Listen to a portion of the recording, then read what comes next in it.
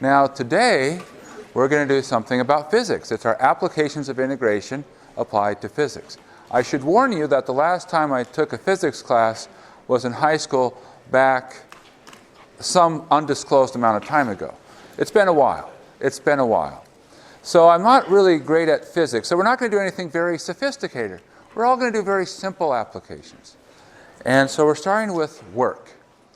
And we're going to start with a very basic formula for work. Namely, that work is force times distance. So I'm thinking about moving something to somewhere else. And the question is, how much work did I do? Well, I need to know a couple of things. First off, what was the force involved? And we're going to think of force here as weight. And our main unit for force that we're going to use in almost all examples that we encounter are going to be pounds. So I have the force, think of that as the weight, and then I need to know how far I move it, because it's much different moving something 1 foot versus moving it 1,000 feet. So I take both these things into account, I multiply it together, I come up with what's called work. Now, the primary units of work that you'll see are foot-pounds. And we'll try to phrase all our problems so that those are the units that we encounter. Now, that formula is fantastic as long as a couple of things are true. First off, we move in a straight line, which we'll do in our class. We're going to think about more or less moving things in straight lines, which is fine. We'll be able to handle things where we don't do that, but that's going to be saved for Calc 3. Got to save something for next semester. But here's the other challenge. What if the force is varying? So maybe I'm moving a bag full of some substance, but there's a hole in it. So that as I move along, it's getting lighter and lighter. So it's no longer a constant weight. So the question is, how do we handle such a thing? Well, it's not really a big surprise. So what we're going to do is we're going to think about, all right, I'm going to move between 2 points. Let's say point A to point B. And I want to figure out the amount of work done, where my force is going to vary. So it's no longer a constant. It's going to depend on where I'm at in the process. So we'll call it F as some function of x. I'm thinking of x as essentially where I'm at in my process. We'll tie it to our location.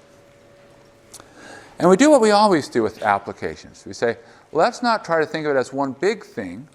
Let's try to think of it as many, many little things put together. So in particular, I don't want to know the whole answer yet. Instead, I want to know, what if I just need to move from here to there? A little tiny step. Well, here's the advantage of doing the little tiny step. While the force might dramatically vary from start to finish, in a very small step, we can say, look, it doesn't change very much. And because it doesn't change very much, I can treat it as though it were, in fact, a constant. And now I'm back in my happy place, where I don't have something which is changing. So it's just going to be, what's the current force at my location, say at the start, and then that small change. So f of x times that small change, we can think of that as that small change as delta x. So what's happening is we're splitting it up into parts. We say this term here, this f of xi delta xi, this is the work done on a small part. And now, well, I now know the work on a small part, at least approximately, pretty well. If I want the total work, we add it up. So we're going to add up the small bits of work. Now, of course, we do what we always do in calculus, say, okay, that's the intuition. Now we break things into smaller parts. We get better and better approximations. And we call the limit, assuming it exists, the integral. So we're going to integrate a to b of f of x dx. So that's our basic formula. Now, it's nice to sort of understand where things are coming from. So what we have is we have that the f of x, this is our force, and the dx here represents distance. And so what's happening is we're saying, take force, multiply it by distance. Okay, so that's a small bit of work. And now add them all together, and life is good. Now, one of the nice things about applications is if you do applications correctly, and of course, we want you to get to that point. Hopefully you're there very soon. The units of applications have a way of working themselves out. We saw this a little bit when we talked about geometrical applications, because if you think about, I want a volume, if you look at how the integrals were set up, you would say, oh, there were 3 terms that involved lengths. And so if you have a length times a length times a length, that's a volume type measurement. Similarly here, we say, all right, what's our right units? Well, we have a force term, which is a pound, and we have a distance, which we usually think of as feet. And so we would have our foot pounds. And that's our units. Now, there are other units, by the way, that measure work. I think, is it newtons? Is that what does work in the other? Yeah, okay, all right. I mean, I feel like obliged, given that Newton has a connection to calculus, to care more about that. But I don't. Foot pounds it will be for us. Okay, so let's do some examples. All right. So, we have a 50-pound bucket, and it's going to be raised from ground level to a height of 10 feet. Okay, that's not so bad. 50 times 10, that's 500. We're done. Oh, wait, there's more. Okay. The bucket is attached by a heavy chain weighing 1 pound per foot to a pulley 20 feet off the ground. How much work will it take to lift the bucket? Now, on these kinds of problems, it helps to draw a picture. In fact, I think in most problems, it helps to draw a picture. So we have to think about what we have. Well, we have the ground. All right, that's easy to draw. And then we have this chain. And so here's our chain. And it's attached to our bucket, which I will draw, and I will write 50 pounds, unless you say, yes, that is a very convincing picture of what a 50-pound bucket would look like. All right, so there's our picture. Now we need to do some other things, of course. We should mark some distances involved. The total distance to where is it, the pulley? That's 20 feet.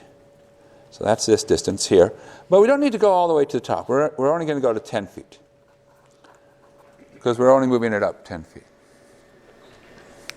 Now, one thing that we should ask is, why isn't it not just 50 times 10?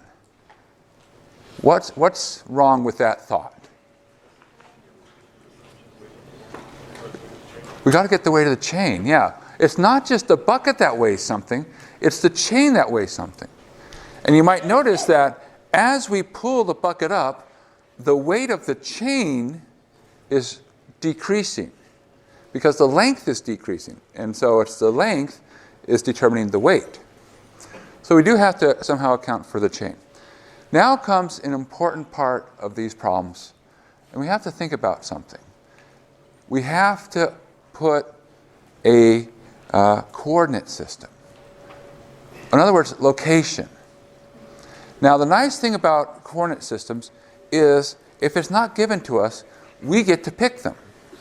Now, the bad thing about coordinate systems, if they're not given to us, we have to pick them. Because sometimes people have a hard idea of deciding, where should I put 0? Which way should I orient? The answer is basically, there's not a wrong choice, but there are better choices. And what you're looking for is when you make a choice about how you assign your coordinate system, you're looking for an assignment that makes things easier. So put 0 in a convenient spot. Where is a convenient spot for 0? Sorry, what? Where the bucket starts? Okay, so we can put 0. So we'll put 0 here at ground level. Now we're not done yet. There's one other thing we have to decide. Which way is increasing values of y? I'm always going to think of moving up and down as y. So in other words, should values of y increase as we move up, or should values of y increase as we move down? Again, there's not a wrong answer, but increase as we move up? Okay. Okay, so I've located where 0 is. I've thrown an orientation on. Now I have my coordinates. So what do we do? Well, where does the bucket start? 0. Where will the bucket end? 10. So we know we're going from 0 to 10. So from 0 less than or equal to y less than or equal to 10. So now we are like, oh, we already feel more mathy. Okay. Well, what do we need to do? What would happen if we were at a height y? That's what we need to do. Because what is the weight? So the force. Well, we need to account for two things, the bucket and the chain. What's the weight of the bucket going to be at height y? 50, because it's always 50. Plus, what's the weight of the chain at height y?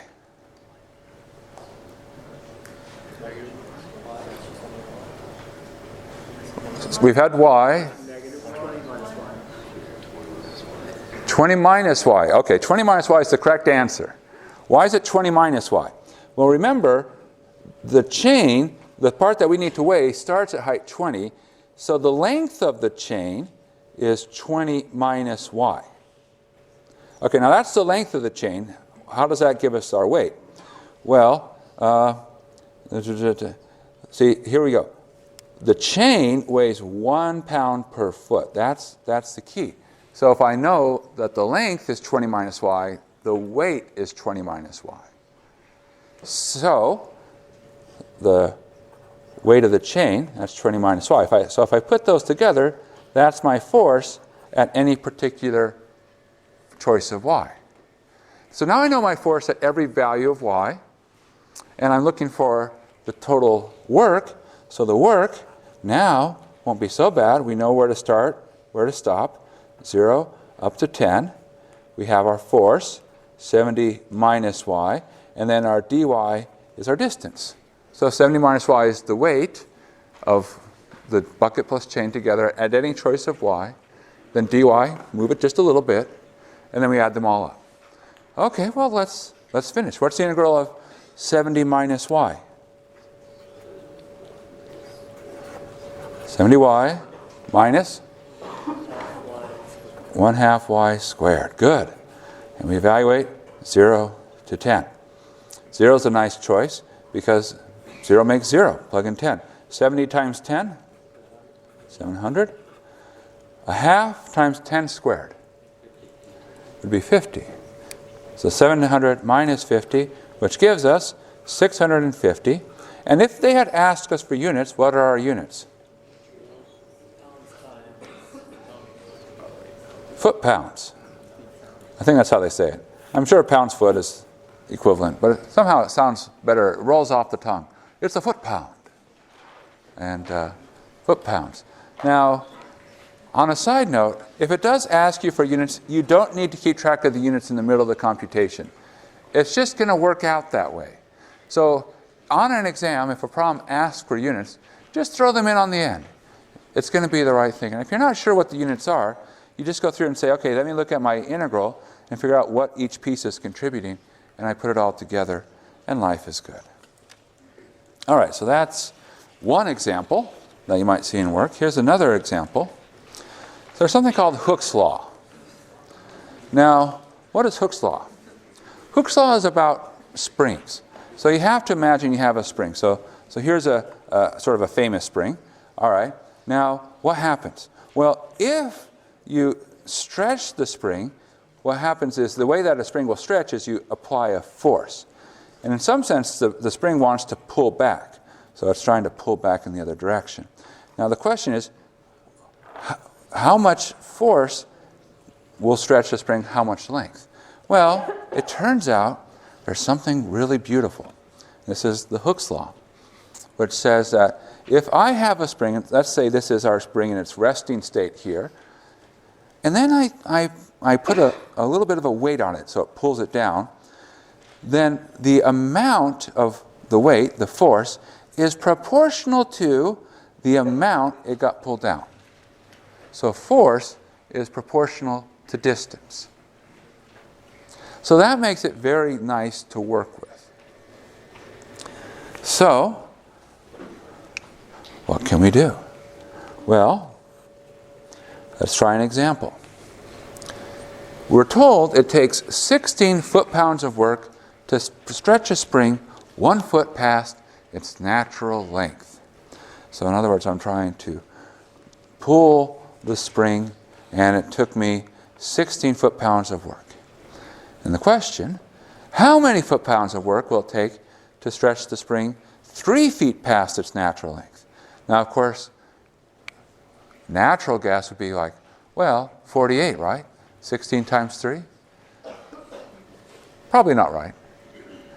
But, we'll find out. So, let's work with this first statement. So it takes 16 foot-pounds of work to stretch a spring 1 foot past its natural length. Now notice that we're dealing with the spring, so we have Hooke's law coming into play, which gives us something about force. So we say, all right, we're told something about work, we know something about force, so now we've got to put those together. And the way that we do that is by the basic formula. Work is the integral of force. So what we have is we can say that if I were to add up from 0 to 1, because 0 will be the spring in its natural state. And then 1, that's how far it's been stretched. So as I'm stretching it, the work I do at each stage is kx. And then I have a dx, where k is some constant. And then we know that that's 16. Well, how is this helpful? What does this allow us to do?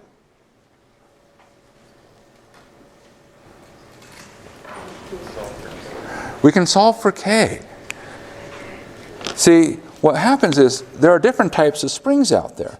And depending upon what spring you have, it has a different value for k. So some springs are made from like very dense, thick material. Maybe if you say have a car with shock absorbers. Those springs are very, very thick. And it's much harder to stretch them than it is to, say, stretch a slinky. It turns out it's not very hard to stretch this. I'm not burning any calories at all right now. It's just not a good exercise program. So you have to figure out what's the right choice for k. So that's influenced by the spring. Okay, so let's just do this. Now the k, well, that's a constant. Integral of x is, what is it? Yeah, 1/2. I'll put the k out in front. X squared, evaluate from 0 to 1, which ends up with 1/2 times k. So what does k turn out to be? K is 32. So now we know k, which, by the way, is not our answer. But what we've done is we've said, okay, now we know more about the spring. We know that we have this parameter, and that number is 32. So that 32 tells us, for example, if I were to compare a spring of 32 versus a spring where k was 100, it stretches a lot easier. So, all right, now what do we do? Well, we're after the work. We can tell we're after the work because it says, how much work do you have to do? So, our work will be, now let's be careful. We want to stretch the spring 3 feet past its natural length. What are the bounds going to be? 0 to 3. Because we want to pass its natural length. So we're starting, natural length is 0. Now if we said how much additional work would it take to get to 3 feet, then what would our bounds be? Would be 1 to 3, because we've already stretched it 1 foot. But here it says no, from its natural length. This means we're starting from scratch, so from 0 to 3. Now we put in what our k is, which is 32x, and dx, and we're good to go. Nothing too surprising from what follows. So we get 16x squared, because it's same integral. Evaluate that from 0 to 3. 16 times 9, do we know what that is? 144. Yeah, a dozen, or as old people might say, a gross, but I'm not that old. Okay, and we throw in the years, so 144 foot-pounds. So you notice our initial guess of 48 was very wrong. It takes a lot more than 48. And this is not surprising. If you've ever played with springs, slinkies are not a good example. But if you played with springs, you'll see it does take a lot more. The further you stretch it, the harder it is to keep stretching it. And so this agrees with our intuition about that. All right, well, let's try a different type of work problem. So, this is popular. I would say, well, I would probably guess about maybe 95% of Calc 2 classes in the past have had a problem like this on the exam. So we have a tank full of some liquid. It could be water, it could be oil. Some people, they like to put in some wine if they've had a little bit too much to drink the night before. But anyways, there's a liquid in the tank. And our goal is to get it out of the tank. And the way we do that is through pumping. And the question is, okay, how much work does it take to empty the tank? So how do we figure this out? Well, our basic principle is still the same. Work is force times distance. But now we're going to have a slightly different way of how we figure out breaking things down. So what we're going to do is we're going to think about, we have our tank. So here's an example of a possible tank. It's a sort of an upside down cone. It's not completely full. And we want to pump it, and say we want to get it up to some height here. So this is where we want to pump to this height. That's part of the problem. We have to know how high we're going. Sometimes we go just to the rim of the tank. Sometimes we go above the rim of the tank. It just depends. So we want to pump to that height. Now what we'll do is, instead of thinking about let's move the water together, we're going to say, no, let's split it up into parts. And we want to split it up into parts that make sense. Now, when you think about calculus, how do you split things into parts that make sense? The underlying principle is that you want to have it so that when I look at a very small part, things are more or less constant. So if you're breaking things into small parts, but you're seeing I still have dramatic changes, that's a bad way to break things up. Now here, the idea of breaking things into small parts is we're taking just a small sliver of water. So this piece right here. Just going to pump just that part out. Now, why do we slice this way? So in essence, we're slicing sort of perpendicular to this distance. Well, the answer is, think about the distance you have to move. For this little slice here, the distance is essentially a constant value. On the other hand, if I had done some slicing, say up and down, that might be a small slice, but the distance that the top part has to move compared to the bottom part is dramatically different. And so it doesn't work. All right, so here's our philosophy. We're going to break things up so things are nice. So we say, all right, now the distance we have to move is this length right here. And this is already something kind of different than what we've already talked about before. Because if you go back to where we started, or if you went, say, back to a problem about the chain, our distance was just a little tiny distance, dy. We're not in that setting anymore. We're in a very different setting where distance is going to be a significant thing.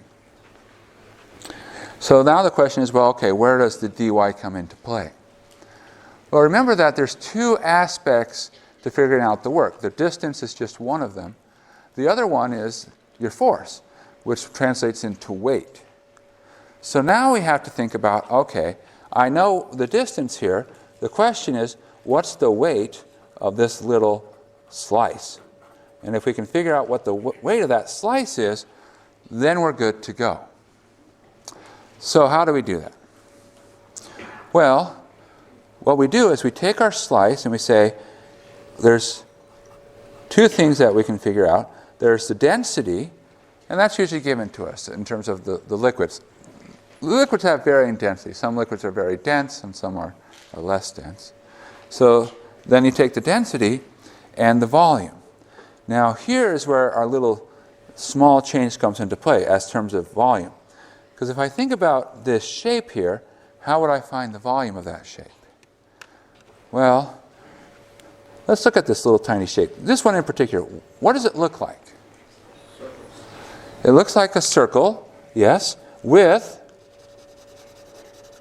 a little tiny bit of depth. So you might call it like almost like a really squashed cylinder in some sense.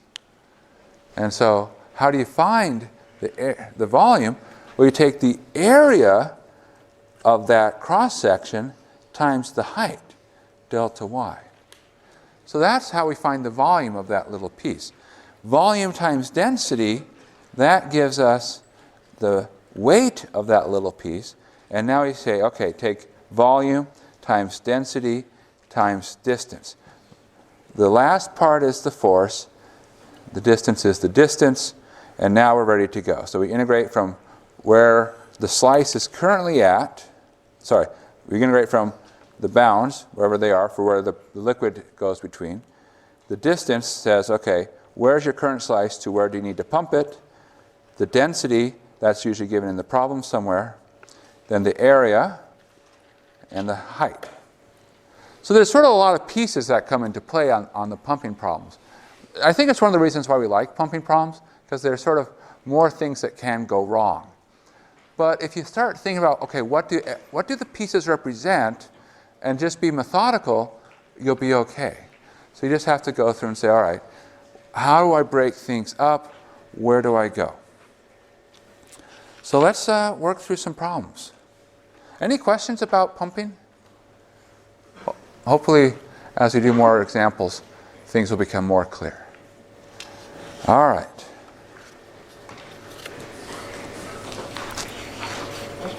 So let's do an example. A full tank in the shape of a hemisphere with radius 3 is to be emptied. Given that the liquid has density of 20 pounds per cubic foot, how much work will it take to pump the liquid to the rim of the tank? Now, of course, the problem is leaving some details out, so we're going to assume that this is sort of a reasonable hemisphere pool. So in other words, let's make it so that our tank looks like that. Because you could, of course, put a hemisphere in a different way, but that doesn't really make sense for tank designs. All right, so there's our hemisphere, and it has a radius of 3 feet. And now we know a couple things. We know we want to pump to the rim. So this is where we're pumping to. We're pumping just up to the very top of the bowl. And then you can imagine it just spills over and out it goes. Okay, well,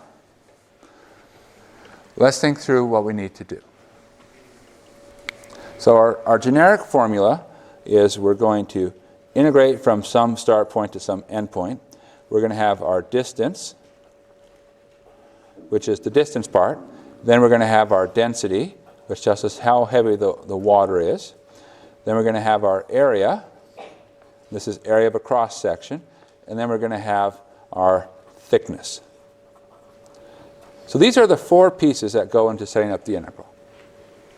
Now there's one more thing we need to put in, which is our coordinate system. So, time for us to pick. Where do you want 0 to be? Bottom or the top? Now, I am biased. Whenever I see something like a circle, and a sphere is kind of like a circle with just extra dimension, I like to put 0 in the middle. Other biases I have, if I see a triangle, and a cone is like a triangle, I like to put 0 at sort of the tip of the triangle. So let's suppose I put 0 here. Now, which way should we orient our coordinates? So that as we increase y, or should we be moving up as we increase y, or should we be moving down as we increase y? We can move down. There's nothing that says we can't do that. Because coordinates are, in some sense, I don't want to call them artificial, but they're not inherent to the problem. See, coordinates are tools for us to help us describe the situation. So we can choose coordinates in such a way that they help us. So we should always choose the ones that are most beneficial and easiest for us to work with. All right, so now we start thinking about our various pieces. We know it's a full tank. So that says that the current level of liquid goes all the way to the brim. So it's completely full. Now, what does that tell us about our bounds? Where should we be going from? 0 to 3. Because there is liquid at the very top, all the way to the very bottom. Now, how do we know it's 3? Well, because we know that it's a hemisphere with 3 feet. So that the distance from top to bottom is 3 feet. Okay, so that's our bound, 0 to 3. Now, we come to the next part, distance. What's the distance? Now, what does that mean? That means, suppose I am at a current depth. So, here's my current depth. And I'll say I am at depth y. How far do I have to move that slice to get to the top? Well, the reason I'm asking the question, no, you're correct. It is y. It is y. All right. It's y. Now this, you can see, is already like, wow, what a fantastic choice of coordinates we've picked. Because that's a really simple answer. You want simple answers. The simpler, the better. Okay, why is it y? Well, because we're going from y, we want to get to 0. And what's the distance from going from y to 0? The answer is, it's y. Okay, how about the density? What will that be? 20. And how do we know that? Yeah, they told us that. Cool. The area. So now we come to this cross-section, and we say, well, what's that area? Well, let's talk about the cross-section first. What shape is it? It's a circle. Okay, so the area is going to be a pi something squared. So let's take advantage of our situation. And oftentimes it helps when you're trying to figure things out. If you think about, let's look through a slice. I'm going to imagine slicing down. If I slice down, instead of seeing something three-dimensional, I see something two-dimensional. So I have 0 here. Here is y. And what I'm trying to figure out is what is, say, this length here, right? Because that would be the radius of the circle, if I'm thinking about it. Does that, everyone agree with that? Now, what you try to do is, probably your best tool are to look for triangles. Triangles are very useful tools. Now, there's 2 types of triangle tools that you want to have in your pocket. One type of triangle tool is called similar triangles. And similar triangles come into play, especially if you're working with something like a cone. The other tool you want in your pocket is Pythagorean theorem. Now, do we have either one of those? And if not, can we make one of those?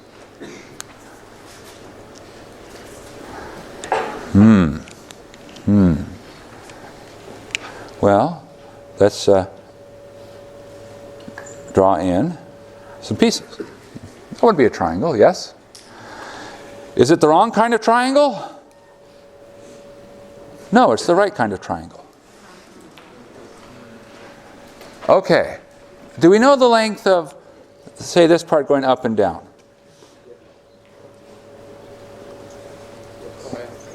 Well, the reason I'm asking why, no, we do. It's y. All right. Do we know the length of this, say, Mr. Slanty side?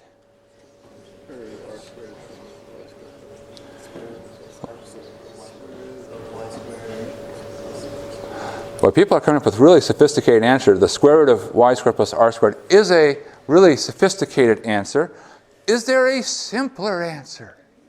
3. Now you're probably like, 3, wow. Because it's a circle, right? And it has, wow, circles? Cool, yes.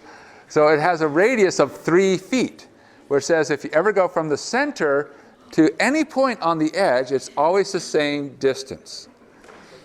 Okay, so now we have y squared plus r squared is equal to 3 squared, or 9. And we really want to know what r is. So r squared is equal to 9 minus y squared. So r is the square root of 9 minus y squared. So that is what goes into here, square root of 9 minus y squared. What's the thickness going to be? dy, yes. So dy. So we can clean this up. For example, you have the 20 and the pi are constants, that those can be pulled out. You have the integral from 0 to 3. The square root and the square will undo each other, so you have 9 minus y squared and a y. So you can multiply that as 9y minus y cubed. Well, that's not such a bad integral. What's the integral of 9y? 9 halves y squared. What's the integral of y cubed?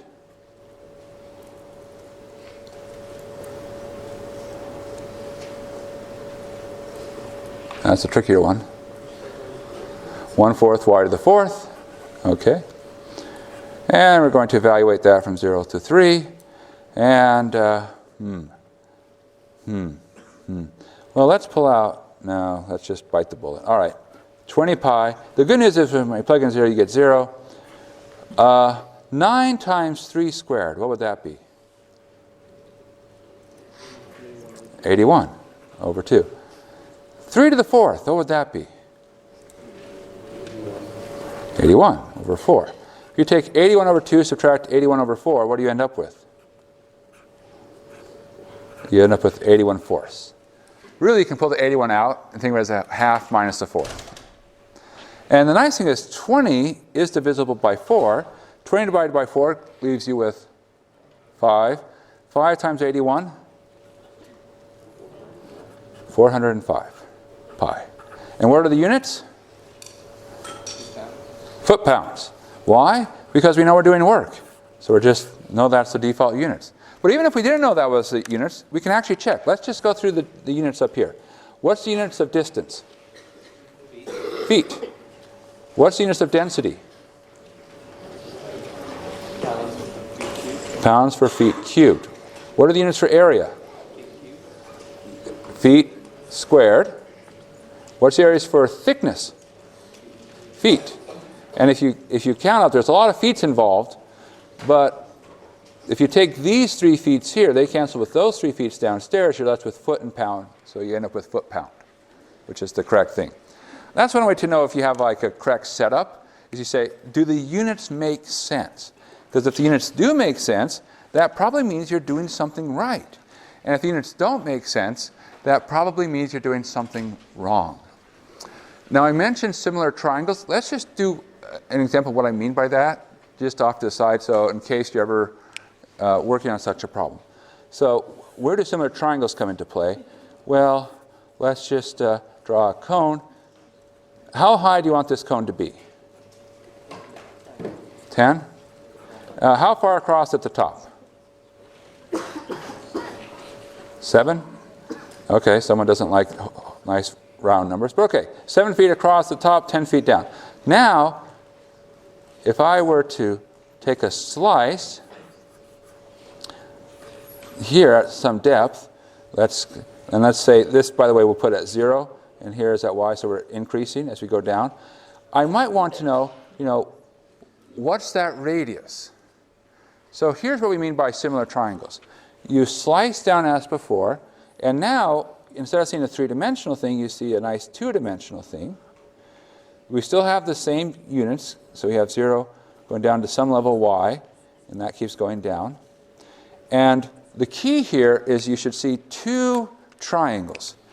A smaller triangle here, and a larger triangle, which is here. Now, these 2 triangles have the same angles, which means that they're similar. Now, the nice thing about similar triangles means that they relate to each other by scaling. One consequence of this, it says that ratios are maintained. So, now we think about the ratios. So, on the big triangle, we'd go 10 from top to bottom, and 7 all the way across. So we can say the ratio of the height to the width is 10 as to 7. So that has to equal the same ratio as this distance to that distance, which I'll call r. Well, technically I'll call it 2r. So then it says that 10 is to 7 as something is to 2r. What goes up here?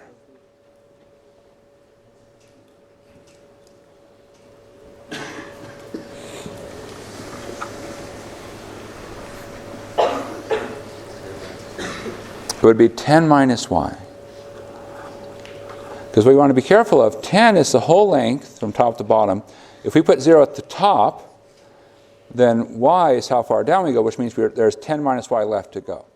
This, of course, breaks my general rule, which says if you have a triangle, you should really have put 0 down here, but oh well. In the end, it's just a matter of messy algebra. But that's what we mean by similar triangles. Look for two triangles, same angles, they relate to scaling, and then take appropriate ratios. All right, let's do one last idea. And this one is not work, it's about force. So fluid force. So imagine you have, say, a dam, which is holding water back. So as the dam holds the water back, the water is pushing against the dam. The question is, how much force is the water pushing against the dam? Now, if you look at the picture here, so this is supposed to represent water, and hence why it's colored a bluish color. And this is the dam. Maybe it's an earthen dam, so it's more brownish. You'll notice that there's arrows here, and that the further down you go, the greater the arrow. What that's indicating here is that the further down you go, the greater force being exerted by the water down at the bottom. Now, why is that happening? Well, in essence, what's happening is if I'm water down here, then I have all this water above me pushing down on me. And because it's pushing down on me, it's causing me to be really squeezed. The more I get squeezed, the more I try to shoot out the side. So the heavier the stuff above me, the more force I exert to try to get out. Which is why if you're near the top, well, there's just a little tiny bit of water above me, so I don't really feel so compelled to push and try to get out. So that's why the further down you go, the greater the push against the side, because there's a column of water on top of it pushing it down, and it's trying to get out, but it can't. So how do we figure out what the force is? Well, it depends on a couple of things. The force is a combination of the density of the liquid, which usually is water, the depth of the liquid, and then the area. Now, what does that mean? Well, the area, well, there's an example coming up in a second here. So I'm thinking of the area. It's you can't really see in this picture, but okay, it's like this piece right here. All right? The area of that little strip. So you want to be down a fixed depth. And the reason you need to be down a fixed depth is because you really want this to be okay. Now, if you think about your units, by the way, the units make sense. What are the units for density?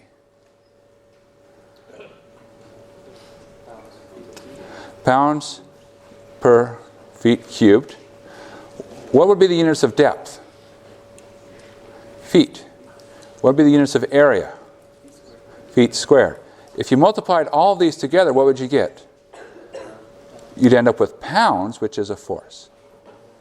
So it's working out in terms of the units, and it makes sense. So what do?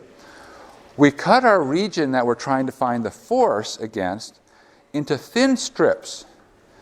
And we want that to be thin strips so that each strip can be thought of as being as a fixed depth. So there's a depth function. And the area, well, I'm going to think of it as the length of the strip times a little dy. Then we add up our small contributions to the force, and we get our total force. So the force against the plate is the integral from where we start to where we stop, the density times the depth times the area, which is a length times a height.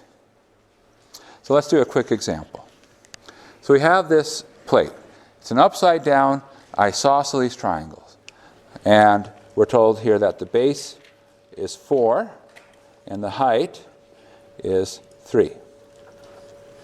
And it's submerged so that the top of the plate is 2 feet from the surface of the fluid. So this is currently 2 feet down. Given that we know that the fluid has weight density, 64 pounds per cubic foot, that's, by the way, very close to water. So oftentimes we use water, we throw in 64, and 64 is a nice number to work with. Find the force on one side of the plate. So how much is the water pushing against that plate? So we just go through and say, all right, we have our various pieces. We're going to integrate C to D. We've got our density, our depth, and then our area, which we'll break down even further, our length times our height. So, first off, C to D, in order to even talk about this, what do we need to do? Well, bounds, but what do we need to do before we do bounds? Coordinates. Okay, where should 0 go? 0 should be at the surface. That just makes a lot of sense. Doesn't have to, and let's go down. So if we put 0 at the surface and go down, where will the bounds be? So where? Where do we start? We do end at 5, I agree with that, but where do we start? I've heard a lot of answers. 0, 5, 3, 2, 10, 100, 2. 2 is right. 2 to 5. Because that's where the plate starts. The plate is going between, the plate doesn't start till depth 2, and then we end at depth 5. Now, by the way, we could have put 0 at the top of the plate. We'll probably regret not doing that in a few minutes. Well, we regret many things. Okay, what's density? 64. What's our depth? Let's call this y, by the way. It's y, yeah, because we fit 0 at the top. Then we have our length. Our height, what will our height be? Our height is like our small, tiny change. So our height is our dy. So the only thing we don't know is our length. Well, now is when similar triangles come into play. So suppose we are here. So this is at y. So we have, that's y. And what we want to know is how far across is it? Well, what could we do? We can do similar triangles. And we can say the following. We could say that this length, which is 4, to this length, which is 3.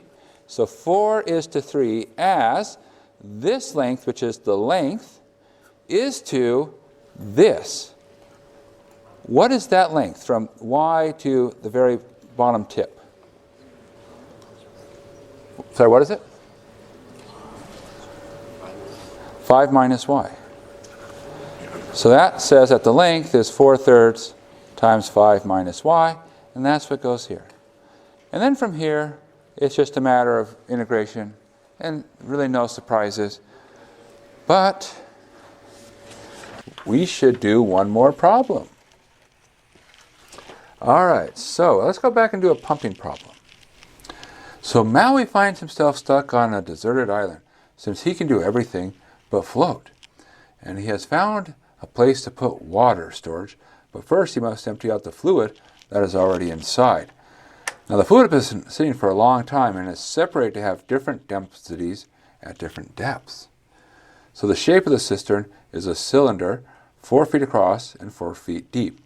Given that the fluid has a density of 80 minus 5y pounds per cubic foot, where y is measured from the top of the cistern, the total depth is currently 3 feet, and fluid is emptied out by raising the fluid to the height of the rim of the cistern, then how much work with units must Maui do to empty the cistern? So there's our picture. All right, so we actually have some things. This one has given us a lot of information. See, it's told us our density varies. See, most problems when they have density problems, they tend to say, well, density is constant. But that doesn't have to be how it is in real life. Oftentimes you'll have many fluids together and they tend to separate, and depending upon where you're at, you might have a different density. So this is somewhat realistic. And we were told we have an orientation here. So we already have a coordinate. So let's put our value. Y equals 0 is the bottom. Y equals 3, that's the height of the water. And we have to get up to the top, which is y equals 4. Now, this looks like a two-dimensional picture, but of course it's really a three-dimensional picture because it's a cylinder. So what's our formula? So work, well, let's put it all out, right? Integral from where you start to where you stop. Then you've got your distance, your density, your area, and your thickness. So those are the components that make up the pumping problem. Now, the distance, that's how far we have to move the water, or in this case, some sort of strange liquid. Well, what is that? Well, we are currently, so we have to imagine, suppose we're at here. So this is our current depth, it's at some y. We need to move up to 4. So the distance would be 4 minus y. Okay, that's how far we have to move it. So for example, when we're at the bottom, we have to move a full distance of 4. When we're at 3, we have to move a distance of 1, and in between, 4 minus y. The bounds, I should have put those down. Well, that's where the fluid is. We start at 0, we go to 3. So integral 0 to 3. What's our density? Again, that's sort of the interesting part of this problem, is that the density can vary. Absolutely, absolutely. And if we remember that density, it represents just density, then we can adapt. And it's really good to be adaptable, because problems aren't always going to be given to us in the nice, rigid way that we learn about them. So we want to be able to say, okay, how do I take what I've learned? Now, area.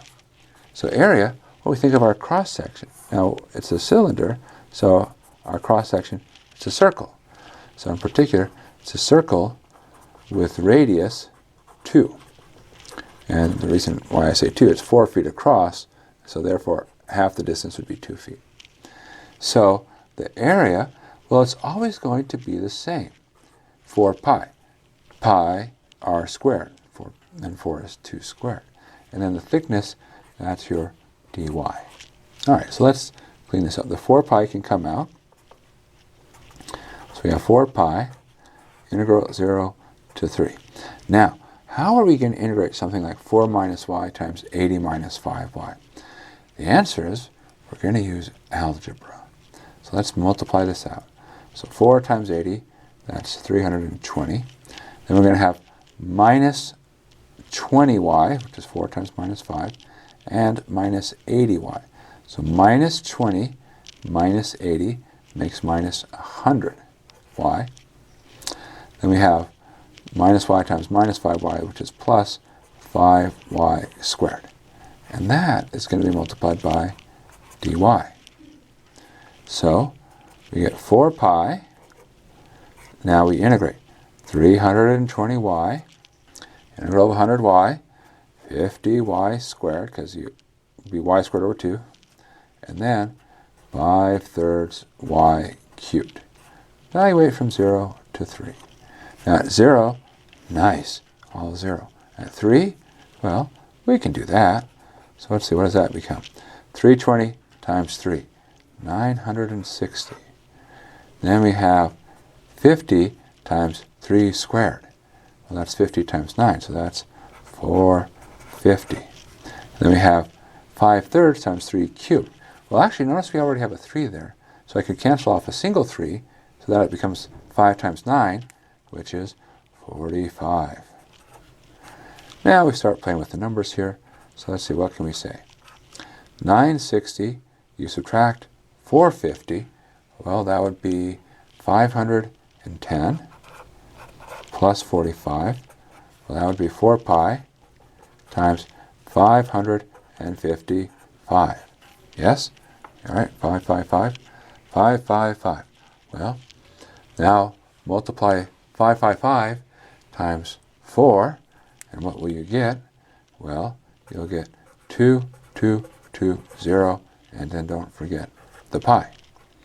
So that's the answer, 2,220 pi. But remember, we need to have units. Now, why do we need to have units? Because it says, with units. So if the problem says, have units, you better have units. And what are our units? Well, work is foot-pounds. So 2,220 foot-pounds for Maui to empty the cistern, and now he has a place to store water. All right, good, good. And really, once you get the flavor for these problems, they're not so bad. Get an orientation, put a coordinate system. If one's given, great. If one's not given, put one on. And put one on that's easy to work with. Figure out your bounds. Figure out each one of these pieces. The thickness is always going to be like a small change here. What's the area of a cross-section? What's the density? Often it's constant, doesn't have to be. How far are you to where the liquid needs to move? Once you get into the habit, these problems really set themselves up, and they're not so bad to work out. You just have to get into the habit, which comes with practice, and the more you practice, the better you get. All right, well, come back next time when we go into a little bit of a heavy subject. We're going to talk about mass. That'll be good. All right, take care. Bye.